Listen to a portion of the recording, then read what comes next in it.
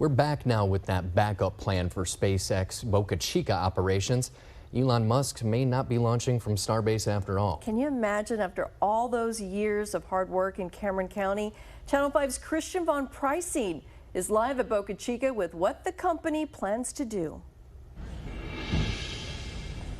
Christine, from where I'm standing, you can see the largest rocket on Earth, the largest flying object, according to Elon Musk. It took the company about 8 years to reach this point. You're talking about planning, financing, lobbying, coming out here, building the prototypes and doing construction.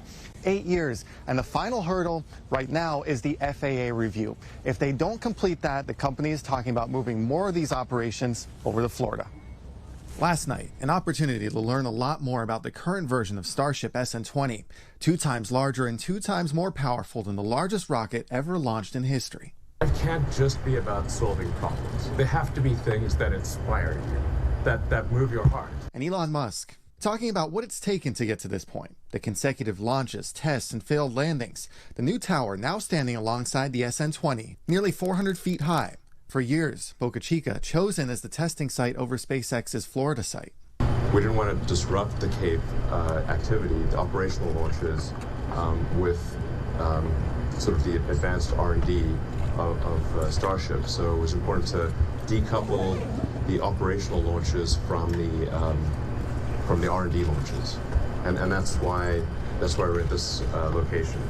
And once again, I'd just like to thank Cameron County and the Brownsville South Padre and the remaining residents of Boca Chica Village. The pending FAA approval is the last hurdle. SpaceX asking for permission to launch and test larger rockets than they initially planned here. If delayed or denied, that could mean changes. I am optimistic that we will get approval. I think objectively, I think this is not something that will be harmful to the environment. We've obviously flown the ship several times and done multiple landings and takeoff landings. We've fired the engines a lot, so I think the reality is that it would not have a significant impact. Now, of course, that doesn't mean things don't get delayed from a regulatory standpoint. And we are in a litigious society, and so there's always sort of lawsuits for someone's lawsuit city. Now we do have the alternative of the Cape, and we actually applied for environmental approval for launch from the Cape a few years ago and received it. So we actually are approved from an environmental standpoint to launch from 39A. So I guess our worst case scenario is that we would, be delayed for 6 to 8 months to build up the Cape launch tower and launch from there. And the future of spaceport here, if the approval does come, working alongside SpaceX's launch operation zone in Florida. It's well suited to be kind of like our advanced R&D location. So it's like where we would try out new designs and new versions of the rocket.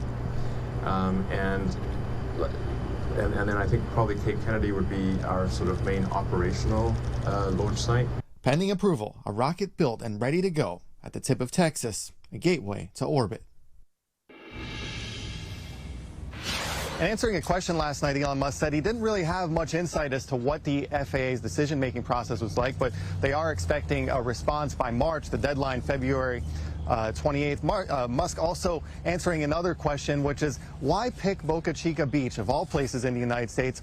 Part of that decision-making was they needed to take advantage of the eastward rotation of the Earth going out that way over the ocean, also having the ocean as a safety zone. That leaves Boca Chica and it leaves Florida.